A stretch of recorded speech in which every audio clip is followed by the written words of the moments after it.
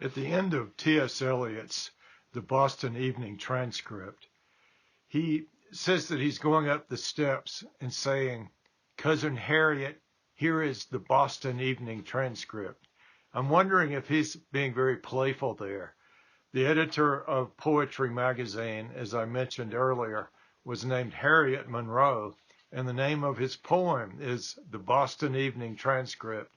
So there's certainly a kind of play on the kinship of Eliot with one of these Boston matrons and his editor at Poetry magazine.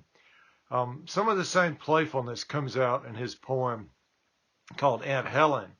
Whether he actually has an Aunt Helen or not is hard to say. I'm sure you could find out from a good biographer, but I don't know it off the top of my head, and I don't think it's necessary for understanding the poem. The point here is this web of Brahmin kinships in Boston and the stuffy society that they maintain. Here's Aunt Helen.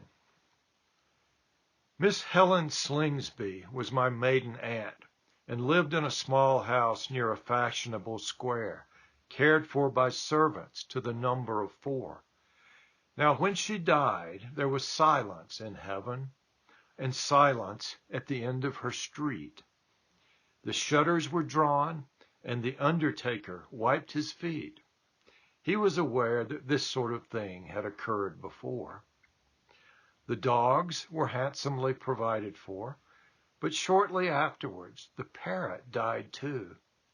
The Dresden clock continued ticking on the mantelpiece, and the footman sat upon the dining table, holding the second housemaid on his knees, who had always been so careful while her mistress lived.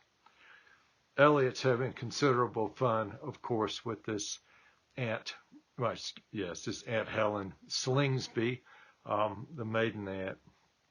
A couple of things to notice here, especially with respect to what we saw in the Boston Evening Transcript. Notice the use of the street here. Now, when she died, there was silence in heaven. What exactly do we understand by that?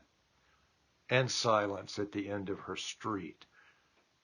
Interesting. The shutters were drawn, and the undertaker wiped his feet. Aunt Helen, one gets the impression, is not going to be particularly missed. She has 4 house servants, and 2 of them, we see in the very end of the poem, are rather celebrating the absence of Aunt Helen.